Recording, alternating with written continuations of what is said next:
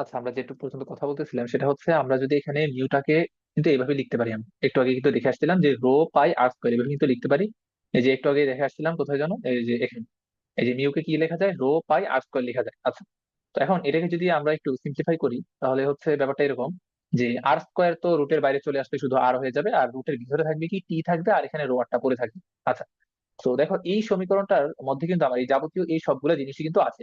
তো এখন আমরা যদি একটু রেশিও আকারে যদি লিখতে চাই, লাইক আমাকে কি বের করতে বলছে, কম্পাঙ্কের অনুপাত, লাইক মানে হচ্ছে F1 ডিভাইড হচ্ছে F2, এটা বের করতে বলছে। তাহলে খেয়াল করো, ওই রেড কালার যে কোয়েশনটা আছে এটা থেকে আমরা যদি F1/F2 রেশিওটা যদি লিখতে চাই তাহলে দেখো তো, যে আমি যদি প্রথমে ধরো লেন্থের সম্পর্কটা যদি লিখতে চাই তাহলে লেন্থের সাথে কিভাবে সম্পর্কটা, ব্যস্তানুপাতিক ভাবে না? তো ব্যস্তানুপাতিক ভাবে যদি হয় তাহলে আমার এখানে কি আসবে, যে উপরে আসবে হচ্ছে L2, নিচে আসবে হচ্ছে L1 ইন্টু। আচ্ছা, এবার আসে হচ্ছে ব্যাস। তো ব্যাসের অনুপাত যা হবে ব্যাসার্ধের অনুপাত তো তাই হবে। ঠিক আছে, তো ব্যাসার্ধের সাথে কিভাবে সম্পর্কযুক্ত, ব্যস্তানুপাতিক ভাবে সম্পর্কযুক্ত। তাহলে আমি এখানে কি বলতে পারি, যে R2/R1, অথবা এটাও বলতে পারো যে D2 বাই হচ্ছে D1, এটাও বলা যায়। আচ্ছা, ইন্টু। তারপরে আসে হচ্ছে আমরা টেনশন ফোর্সের মধ্যে, হ্যাঁ, তাহলে টেনশন ফোর্সের সাথে কি বর্গমূলের সমানুপাতিক। তাই আমি কি বলতে পারি, যে √ওভার T1 ডিভাইড হচ্ছে T2, এটা বলতে পারি। আচ্ছা, বাকি থাকলো কি আর, পাই তো এমনি কনস্ট্যান্ট, এটা ধরার দরকার নেই, টু তো এমনি কনস্ট্যান্ট, এটা ধরার দরকার নেই। বাকি আছে হচ্ছে আমাদের উপাদানের যে ঘনত্ব, এবং সেটার সাথে কিভাবে সম্পর্কযুক্ত, বর্গমূলের ব্যস্ত আনুপাতিক ভাবে কিন্তু। ঠিক আছে, তো এটা লেখার সময় আবার ρ1/√2 লিখে ফেলো না, এটা হবে ρ2 বাই হচ্ছে ρ1, বর্গমূলের ব্যস্ত আনুপাতিক কিন্তু। আচ্ছা, তাহলে F1/F2 এর সাথে সবগুলো সম্পর্ক কিন্তু আমরা দাঁড় করে ফেলি। এবার জাস্ট তুমি ভ্যালু গুলো বসাই দাও, L2/L1 মানে কত, 2/3, ইন্টু D2/D1 মানে কত, 5/6, ইন্টু T1/T2 মানে কত, 3/5, তাহলে √ওভার 3 ডিভাইডেড হচ্ছে 5 আসবে, ইন্টু ρ2/ρ1। তো ρ1/ρ2 কত, 5/3, তাহলে ρ2/ρ1 কত আসবে, 3/5, তাহলে √ওভার 3/5, 3/5। আচ্ছা, তো এখান থেকে ক্যালকুলেট করে দেখবা আর কি ভ্যালুটা কত আসে, এখান থেকে সবগুলো গুণ করে দিবা, তারপর এখানে ভ্যালু যত হয় হাতেও ক্যালকুলেশন করা যাবে। ঠিক আছে, তাহলে আশা করি এতটুকু বোঝা গেছে। তো আমরা চলে এরপরে আসি। তো এর মাধ্যমে কিন্তু আমাদের টানা তারের কনসেপ্টটা কিন্তু পুরোপুরি কমপ্লিট। আমরা প্রথমে থিওরিটা দেখছিলাম, থিওরি দেখা হয়েছে, তারপর থিওরি রিলেটেড আমরা কিছু ম্যাথ প্রবলেম দেখছিলাম। তো এক্সামে যদি আসে তো এগুলার এই থিওরি অনুযায়ী হচ্ছে আসবে আর কি, তো পাওয়া যাবে এগুলো আসলে। ঠিক আছে, আচ্ছা, তো আমরা হচ্ছে এরপরে নতুন কনসেপ্টে আসি, সেটা সেটা হচ্ছে আমাদের কি বিট। বিট, তো এই বিটের কনসেপ্টটা খুব ভালো করে বুঝবে, কারণ থিওরিটা যদি ভালোভাবে বুঝতে পারো তাহলে ম্যাথ গুলা ইজিলি কিন্তু করতে পারবা, বাট থিওরি যদি একটু বুঝতে সমস্যা হয় সেক্ষেত্রে কিন্তু ম্যাথ গুলা করতে বেশ ঝামেলা হবে। আচ্ছা, তো এখন আসি বিট জিনিসটা কি। বিট হচ্ছে যেমন আমাদের যে হার্ট, সেটা কিন্তু মানে একটু বিট, মানে হার্টের যে হৃদস্পন্দন সেগুলোর আমরা কি বলি, বিট বলি। বিট জিনিসটা মানে হচ্ছে একটু তোমার শব্দ হবে, আবার একটু বন্ধ হবে, আবার আর একটু শব্দ হবে, এরকম আর কি, যে হার্টের যে বিট গুলো হয়, যে একটু সাউন্ড হবে, আবার একটু নিঃশব্দ হবে, আবার একটু সাউন্ড হবে, আবার নিঃশব্দ হবে, আবার সাউন্ড হবে, আবার নিঃশব্দ হবে।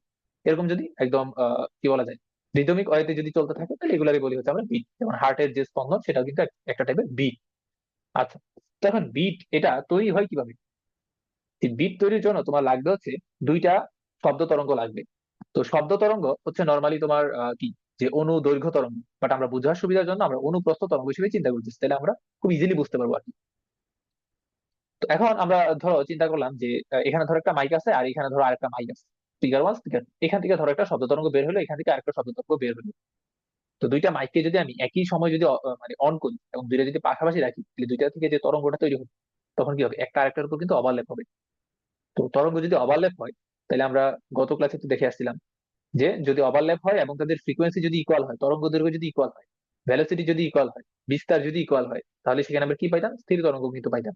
একটা যেদিক থেকে আসতেছে আরেকটা যদি অপোজিট থেকে আসছে। ঠিক আছে, তো এখন দুইটা তরঙ্গের উপরিপাতন যদি আমি বলি যে এরকম কন্ডিশনে হবে যাতে করে তাদের যে ফ্রিকোয়েন্সি গুলো আছে এগুলো ইকুয়াল হবে না, যে F1 ≠ F2, ফ্রিকোয়েন্সি গুলো ইকুয়াল হবে না, তরঙ্গ দৈর্ঘ্য গুলো ইকুয়াল হবে না, তরঙ্গ দৈর্ঘ্য গুলো ইকুয়াল হবে না, কৌণিক কম্পাঙ্ক Ω1 ≠ Ω2, এগুলোও যদি ইকুয়াল না হয়, কিন্তু যদি একটা কন্ডিশন যদি ফুলফিল করে, যে জাস্ট বিস্তার গুলো যদি ইকুয়াল হয়, যে A1 ইকুয়াল যদি A2 হয়, যে ধরো এখানে হচ্ছে আমার একটা তরঙ্গ, এটা ধরো 2 নম্বর তরঙ্গ, এই দুইটা তরঙ্গের মধ্যে সম্পর্কগুলো যদি এমন হয় যে তাদের ফ্রিকোয়েন্সি ইকুয়াল না, তরঙ্গ দৈর্ঘ্য ইকুয়াল না, কৌণিক কম্পাঙ্ক ইকুয়াল না, শুধুমাত্র বিস্তারটা যদি ইকুয়াল হয়, এবং এইরকম সিচুয়েশনে তারা যদি একজন আরেকজনের উপর যদি উপরিপাতন হয়, সেক্ষেত্রে আমি বিট শুনতে পাবো।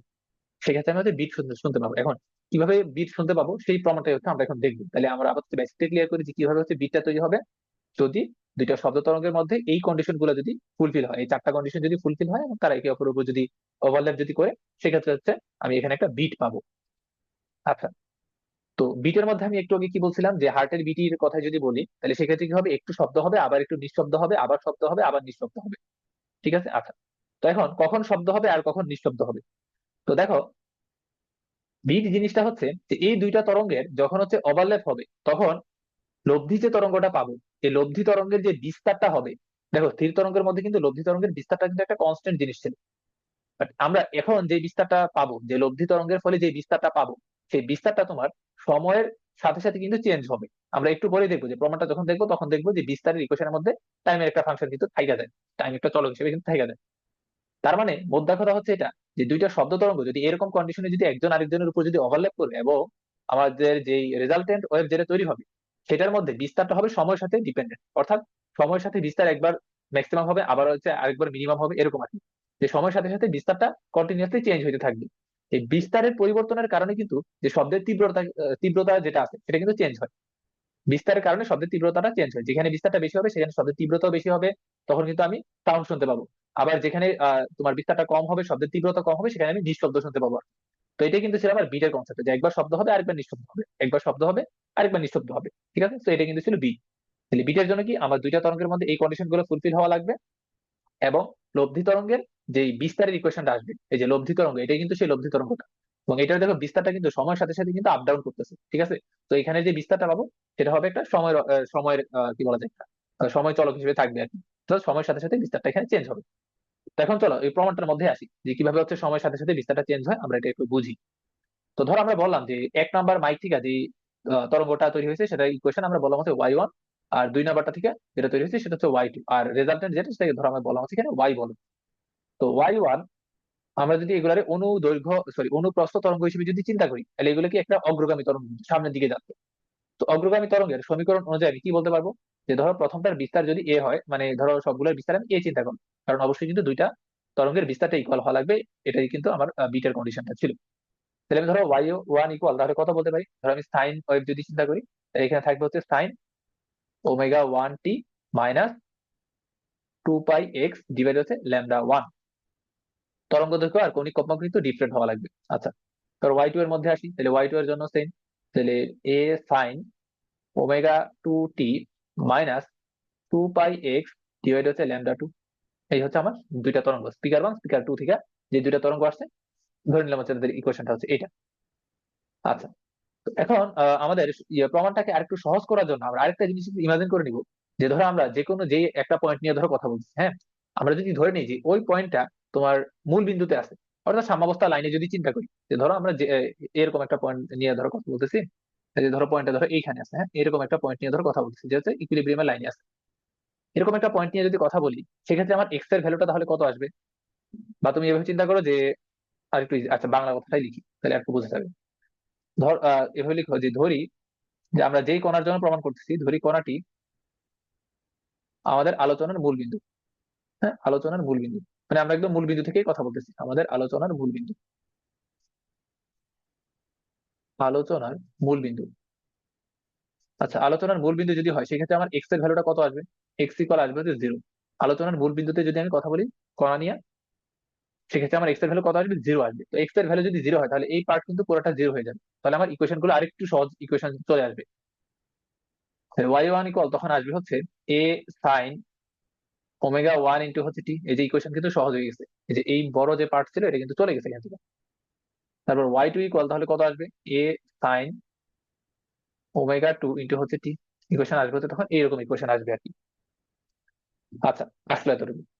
এবার এখান থেকে আমরা লব্ধি তরঙ্গটা যদি বের করতে চাই, যে ধরো এখান থেকে লব্ধি তরঙ্গ হচ্ছে ওয়াই, তাহলে ওয়াই ইকুয়াল আমরা কি বলতে পারি, ওয়াই ওয়ান প্লাস হচ্ছে Y two, Y one plus হচ্ছে ওয়াই টু, ওয়াই টু। আচ্ছা, তো এবার ওয়াই ওয়ানটা বসাবো, এ সাইন ওমেগার বদলে আমি কত বলতে পারি, যে ওমেগা ওয়ান এর বদলে আমি 2 পাই এফ ওয়ান বলতে পারি, এফ ওয়ান ইন্টু হচ্ছে টি। আচ্ছা, প্লাস এটার জন্য আবার কি বলতে পারি, এ সাইন 2 পাই এফ টু ইন্টু হচ্ছে টি, এটা বলতে পারি। কারণ ওমেগা মানে কি ছিল, যে 2 পাই এফ, ওইখান থেকে হচ্ছে আমরা এটা লিখলাম। আচ্ছা, এবার হচ্ছে আমরা সূত্র অ্যাপ্লাই করবো। এ যদি কমন নেই, তাহলে সূত্র কি হবে, sine C plus sine D এর সূত্র। তো sine C plus sine D এর সূত্র কি, 2 sin c plus d/2 into cos C minus D. তাহলে ধরো এখানে তাহলে 2 থাকবে, 2 এ থাকবে, আর সামনে কি থাকবে, যে সাইন থাকবে। আর ধরো 2 পাইটা যদি কমন নেই, এটা কত আসবে, যে F one plus F two, F one plus F2 divide হচ্ছে 2টা থাকবে এখানে, আর এখানে হচ্ছে টাইমটা থাকবে, এই যে এই হচ্ছে সাইনের পার্ট, আর হচ্ছে কজের পার্টে থাকবে 2 পাই সামনে থাকলো, আর এখানে থাকবে হচ্ছে C - D যদি করি তাহলে F1 - F2 ডিভাইডেড 2 ইন্টু হচ্ছে T, এটা থাকলো এখান থেকে। আচ্ছা, তো এখন এইটার মধ্যে তুমি কোনটারে বিস্তার চিন্তা করবে? দেখো আমাদের শুরুর যে ইকুয়েশন গুলো আমরা চিন্তা করছিলাম সেগুলো কি সাইন চিন্তা করছিলাম না? তাহলে এই জায়গাতে কিন্তু ডমিনেটিং পার্ট হবে হচ্ছে সাইনেরটা, সাইন পার্ট ছাড়া বাকি যেটা থাকবে সেটা হবে হচ্ছে আমার বিস্তারটা। তাহলে লব্ধি তরঙ্গের বিস্তারটা যদি আমরা দেখি, তাহলে লব্ধি তরঙ্গের বিস্তার ধরো এ প্রাইম বললাম, তাহলে এ প্রাইমের ভ্যালু কত আসবে? যে 2a থাকলো, কস আসবে, আর 2 পাইটা থাকলো এখানে, এখানে থাকলো F1 - F2 ডিভাইডেড 2 ইন্টু হচ্ছে T। এটাই কি আমার লব্ধি তরঙ্গের বিস্তারটা, লব্ধি তরঙ্গের বিস্তার। তাহলে দেখো এই যে লব্ধি তরঙ্গের যে বিস্তারটা সেটা কিন্তু টাইমের উপর কিন্তু ডিপেন্ডেন্ট, তার মানে সময়ের সাথে সাথে বিস্তার কিন্তু কম বেশি হইতে পারে। তো এই বিস্তারের কম বেশির কারণে কিন্তু আমি আসলে বিট শুনতে পাই। হ্যাঁ, বিস্তার যদি ইকুয়াল থাকতো সেক্ষেত্রে কিন্তু আমি হচ্ছে তোমার বিট কিন্তু শুনতে পাইতাম না। হ্যাঁ, একবার শব্দ হবে আরেকবার নিঃশব্দ হবে, এটা কিন্তু বিট ছিল। এটা কেন আসতেছে? কারণ টাইমের উপর ডিপেন্ড করে। হ্যাঁ, টাইমের ভ্যালুর কারণে কিন্তু বিস্তার একবার ম্যাক্সিমাম হবে আরেকবার মিনিমাম হবে, যার ফলে হচ্ছে আমি এখানে বিট শুনতে পাবো। ঠিক আছে, তাহলে এটাই কি আমার যে লব্ধি তরঙ্গের যে বিস্তারটা, এটাই হচ্ছে এখানে লব্ধি তরঙ্গের বিস্তার, লব্ধি তরঙ্গের বিস্তার, লব্ধি তরঙ্গের বিস্তার যেটা হচ্ছে তোমার সময়ের উপর ডিপেন্ড করতেছে। আচ্ছা, তো এখান থেকে আমার ধরো একটা এমসিকিউ জিজ্ঞেস করতে পারে যে তোমার বিটের বিটটা, হ্যাঁ, যেই লব্ধি তরঙ্গটা থেকে হয় আসলে সেই লব্ধি তরঙ্গের তোমার কি বলা যায় কম্পাঙ্কটা কত হবে? যে ধরো আমরা যদি বলি যে লব্ধি তরঙ্গের কম্পাঙ্ক, লব্ধি তরঙ্গের কম্পাঙ্ক কত হবে? লব্ধি তরঙ্গের কম্পাঙ্ক, দেখো লব্ধি তরঙ্গের যে ইকুয়েশনটা ছিল সেটার মধ্যে ডমিনেটিং পার্ট কোনটা ছিল? সাইনের। তাহলে লব্ধি তরঙ্গের কম্পাঙ্ক বলতে কোনটা বুঝবো? এই যে 2 পাই এর সাথে যেটা থাকবে সেটা কিন্তু আসলে লব্ধি তরঙ্গের কম্পাঙ্ক না। তাহলে আমাকে যদি বলে যে লব্ধি তরঙ্গের কম্পাঙ্ক বের করো, তাহলে সেটা কত আসবে? F1 + F2 ডিভাইড হচ্ছে 2, এটাই আসলে কি লব্ধি তরঙ্গের কম্পাঙ্ক। ঠিক আছে, তো এটা আমরা এমসিকিউর জন্য একটু মনে রাখবো আর কি। তো এখন আমরা আসি যে কিভাবে হচ্ছে বা হচ্ছে তুমি কখন শব্দ শুনবা আবার কখন নিঃশব্দ শুনবা, যেটাকে আমরা বলতেছি বিট। তাহলে লব্ধি তরঙ্গের বিস্তার বাইছে হচ্ছে এটা, এটা নিয়ে আমরা এখন একটু কাজ করি, যে বিস্তারের ম্যাক্সিমাম ভ্যালুটা একবার দেখবো, মিনিমাম ভ্যালুটা হচ্ছে আরেকবার দেখবো। আচ্ছা, তো আমাদের এ প্রাইম লব্ধি তরঙ্গের বিস্তারটা আমাদের ইকুয়েশনটা কি ছিল? যে 2a cos 2 পাই F1 - F2 ডিভাইডেড 2 ইন্টু হচ্ছে T, এটাই কি ছিল লব্ধি তরঙ্গের বিস্তারটা। আচ্ছা, তো এখন চিন্তা করো আমি যদি বলি যে লব্ধি তরঙ্গের বিস্তারের ম্যাক্সিমাম ভ্যালু, ম্যাক্সিমাম ভ্যালুটা কত আসবে? অবশ্যই +-2a, এগুলো আশা করি আমরা জানি। +-2 আসবে কেন? কারণ কজের ম্যাক্সিমাম ভ্যালু কত? +-1ই তো হইতে পারে। তাহলে আমার লব্ধি তরঙ্গের বিস্তারের ম্যাক্সিমাম ভ্যালু কত হওয়া পসিবল? হচ্ছে 2a। তাহলে চিন্তা করো যে লব্ধি তরঙ্গের ম্যাক্সিমাম মানে বিস্তারটার ম্যাক্সিমাম ভ্যালুর জন্য কজের এইটাকে অবশ্যই কত হওয়া লাগতো? +-1 হওয়া লাগতো। তো ধরো আমরা ওইটাই লিখি, যে কজ 2 পাই থাকলো এখানে, আর হচ্ছে F1 - F2 ডিভাইডেড 2 ইন্টু হচ্ছে T ইকুয়াল কত হওয়া লাগতো? +-1। আচ্ছা, এখন কজ কত এর ভ্যালু +-1? কজ 0 ভ্যালু হচ্ছে +1, তারপর হচ্ছে 180 ভ্যালু হচ্ছে -1, তারপর এরকম 2 পাই, এরকম চলতে চলতে একদম n পাই পর্যন্ত যাবে আর কি, এই রিলেশনটা। আচ্ছা, তো বোথ সাইড থেকে আমরা হচ্ছে একটা কাজ করি যে কজ গুলা বাদ দিয়ে দিই, তারপর হচ্ছে পাই গুলা হচ্ছে বাদ দিয়ে দিই। কজ আর পাই গুলা যদি বাদ দিই তাহলে ব্যাপারটা কিরকম দাঁড়ায়? এখানে থাকলে হচ্ছে 2 থাকবে, এখানে কত থাকবে? F1 - F2 ডিভাইডেড 2 থাকবে, আর এখানে হচ্ছে টিটা থাকবে। তো আমরা কজ আর পাই গুলা বাদ দিয়ে দিচ্ছি, তাহলে এখানে কত আসবে? 0 আসবে, এখানে 1 আসবে, 2 আসবে, 3 আসবে, এভাবে চলতে চলতে একদম n পর্যন্ত যাবে আর কি। আচ্ছা, আবার এখান থেকে দেখো যে এখানে যে 2 আর এখানের যে 2 এগুলো কিন্তু কাটাকাটি যায়। 2 2 যদি কাটাকাটি যায় আমরা এখান থেকে টাইমটা বের করতে চাই। হ্যাঁ, যে মানে আমরা যে একটু আগে যে বলছিলাম যে বিটের কনসেপ্টে, যে একবার শব্দ হবে আরেকবার নিঃশব্দ হবে। শব্দ হবে কখন? শব্দ হবে কখন? যখন বিস্তারটা ম্যাক্সিমাম হবে তখন শব্দ হবে। আর নিঃশব্দ কখন হবে? যখন বিস্তারটা একদম মিনিমাম হয়ে যাবে। তাহলে আমরা কতক্ষণ পর পর এই শব্দটা শুনতে পাবো, মানে কতক্ষণ পর পর আমরা ম্যাক্সিমাম বিস্তারটা দেখতে পাবো, সেটা হচ্ছে আমরা একটু দেখতে চাইছি। তাহলে এখানের 2 আর এখানের 2 যদি বাদ যায় তাহলে টি ইকুয়াল আমরা কত পাইতেছি? টি ইকুয়াল প্রথমটা তো আসবে হচ্ছে 0, এরপরটা কত আসবে? যে 1 ডিভাইডেড F1 - F2 আসবে, এরপরটা কত আসবে? যে 2 ডিভাইডেড F1 - F2, এটা আসবে। এভাবে চলতে চলতে একদম লাস্ট শব্দ আমি কখন শুনতে পাবো? যে n ডিভাইডেড F1 - F2। তাহলে দেখো আমরা কিন্তু ইজিলি এখান থেকে বলতে পারতেছি যে নিঃশব্দ মানে কি? একবার শব্দ আরেকবার নিঃশব্দ, একবার শব্দ আরেকবার নিঃশব্দ, হার্টের বিট যেরকম। তাহলে কখন আমি শব্দগুলো শুনতে পাবো? এক হচ্ছে একদম 0-তে আমি শব্দ শুনতে পাবো, মানে একদম টাইম ইকুয়াল 0-তে আর কি। এর থেকে কতক্ষণ পরে শব্দ শুনতে পাবো? 1 ডিভাইডেড F1 - F2, এত সময় পরে হচ্ছে আমি একটা শব্দ শুনতে পাবো। আবার 2/f1 - f2, এততম সময় গিয়ে আমি আরেকটা শব্দ শুনতে পাবো। ঠিক আছে। আচ্ছা, তাহলে আমরা কি বলতে পারি, এখানে আমরা যে টাইমের যে ভ্যালুগুলো পাইলাম এই সময়গুলোতে শব্দের তীব্রতাটা সর্বোচ্চ থাকবে। তাহলে এই যে সময়গুলো পাইলাম এগুলোতে শব্দের তীব্রতা ম্যাক্সিমাম থাকবে, শব্দের তীব্রতাটা বেশি থাকবে আর কি, শব্দের তীব্রতা সর্বোচ্চ থাকবে, ম্যাক্স থাকবে, শব্দের তীব্রতা ম্যাক্সিমাম থাকবে। আচ্ছা, তো এবার আমরা একটু বের করি তো যে কখন আমরা নিঃশব্দগুলো শুনতে পাবো, যে কখন শব্দের তীব্রতা গুলো মিনিমাম থাকবে বা কখন আমরা নিঃশব্দ শুনতে পাবো, আমরা এই জিনিসটা এবার একটু বের করি। ধরো এ প্রাইম মিনিমাম যেটা, মিনিমামটার ভ্যালু কত? 0। তো মিনিমামের ভ্যালু যদি 0 হয় হয় তাহলে হচ্ছে তোমার কজের যে পার্ট আছে ওটার ভ্যালু কি অবশ্যই 0 হওয়া লাগবে। That means 2π f1 - f2/2 into হচ্ছে টি ইকুয়াল 0 হওয়া লাগবে। এখন কস কতর ভ্যালু 0? কস কতর ভ্যালু 0? যে কস 90 এর ভ্যালু 0, π/2। তারপর হচ্ছে 270 আছে, 3π/2। তারপর আছে 5π/2, এগুলো আছে। এবং শেষ হবে কততে গিয়া 2n+1, মানে π/2 বিজোড় গণিত, 2n+1 π/2 এখানে এসে হচ্ছে শেষ হবে এটা। তো আমরা আগের মতো সিমিলার কাজটা করি এখানে, যে কস গুলা বাদ দিলাম আর হচ্ছে পাই গুলাকে বাদ দিয়ে দিলাম। বাদ দিলে কি এখানে 2 2 বাদ যাবে, তাই বাকি থাকলো কি জাস্ট f1 - f2 ইন্টু হচ্ছে টিটা বাকি থাকলো। আর এখানে পরে থাকলো কি, আমাদের হাফ পরে থাকলো, এখানে হচ্ছে তোমার 3/2 পরে থাকলো, এখানে হচ্ছে 5/2 পরে পরে থাকলো।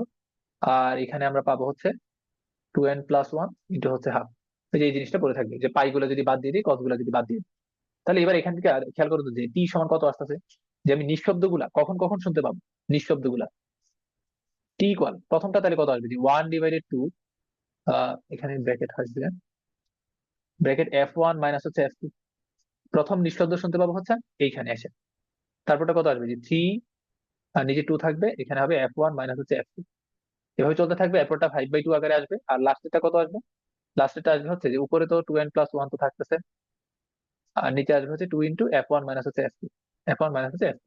তাহলে এই যে এই সময়গুলোতে শব্দের তীব্রতাটা থাকবে হচ্ছে কি মিনিমাম থাকবে। তাই এই সময়গুলোতে শব্দের তীব্রতা মিনিমাম থাকবে এবং আমি নিঃশব্দ শুনতে পাবো। শব্দের তীব্রতা মিনিমাম থাকবে এবং নিঃশব্দ মানে কি, মিনিমাম থাকবে। আচ্ছা, নিঃশব্দ মানে হচ্ছে ওই যে হার্ট বিটের মধ্যে একবার শব্দ হয় আরেকবার নিঃশব্দ হয়, ওই নিঃশব্দগুলো আমি শুনতে পাবো হচ্ছে এই সময়গুলোতে। 1/2 এটা f1 - f2, তারপর 3/2, 5/2 এভাবে চলতে থাকবে। তাহলে এই সময়গুলোতে আমি হচ্ছে শব্দের তীব্রতাটা ম্যাক্সিমাম থাকবে এবং আমি শব্দ শুনতে পাবো। আর এইগুলাতে হচ্ছে নিঃশব্দ, অর্থাৎ কোনো শব্দই হবে না। এগুলাতে তীব্রতাটা হচ্ছে মিনিমাম থাকবে। তো এখন আমরা এখান থেকে বের করতে চাই যে বিটের কনসেপ্টের মধ্যে আসি। তাহলে এখান থেকে আমরা দেখতেছি হচ্ছে, আচ্ছা এবার এখানে আসি, দেখো আমি যদি বলি যে পরপর দুইটা প্রবল শব্দ, হ্যাঁ, বা পরপর দুইটা শব্দ আমি শুনবো, মানে তোমার বিটের কনসেপ্ট কি, একবার শব্দ হবে আরেকবার শব্দ হবে না, এরপরে আবার শব্দ হবে আরেকবার শব্দ হবে না।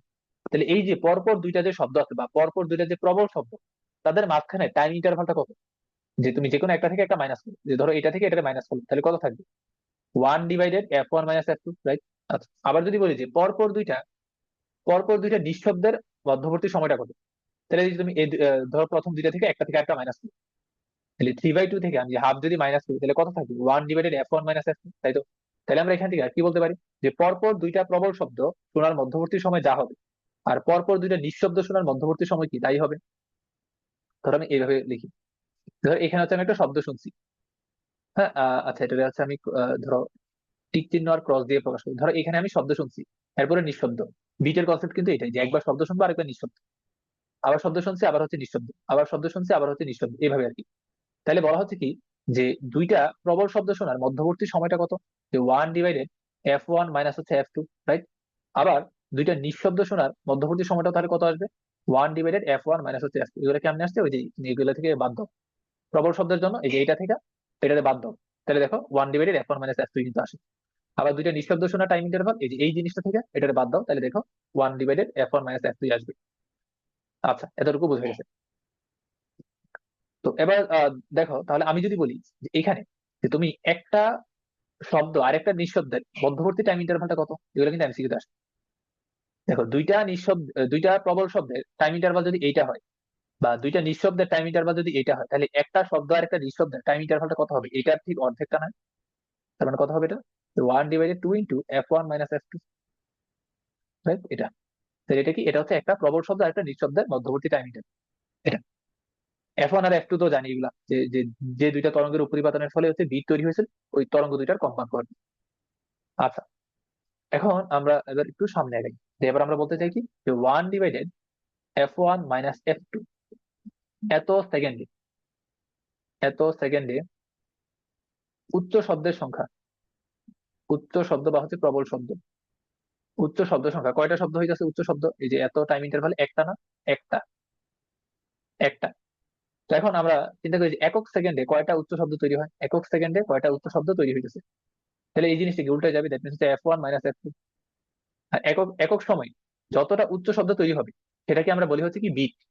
বিট মানে কি, যে একক সময়ে কতগুলো উচ্চ শব্দ তৈরি হইতেছে, কতবার তুমি শব্দ শুনতেছো, কতবার টিক চিহ্ন হবে এক সেকেন্ডে, সেটাই আসলে কি বিট। তাহলে এক সেকেন্ডে যতগুলো আমি উচ্চ শব্দ সংখ্যা পাবো সেটা আসলে কি বিটেরটা। বা আমি এটা এভাবে বলতে পারি যে প্রতি সেকেন্ডে বিট সংখ্যা, হ্যাঁ প্রতি সেকেন্ডে,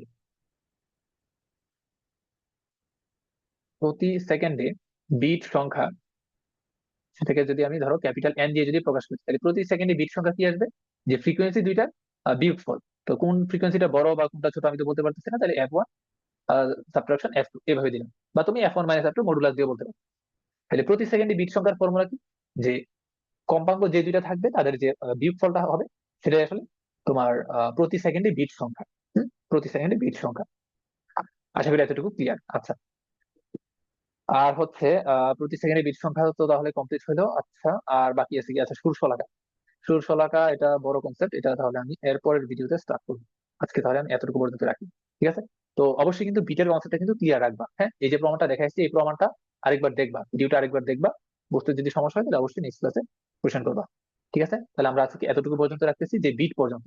বিট সংখ্যা আমরা কিভাবে বের করি, যে যে দুইটা ফ্রিকোয়েন্সি দেওয়া থাকবে, ওই দুইটা ফ্রিকোয়েন্সির যে বিয়োগফলটা সেটা আসলে হচ্ছে বিট সংখ্যা, যে এক সেকেন্ডে আমি কতবার উচ্চ শব্দটা শুনতেছি, সেটা আসলে বিট সংখ্যা। ঠিক আছে, তাহলে আজকে হচ্ছে আমি এতটুকু পর্যন্ত রাখতেছি।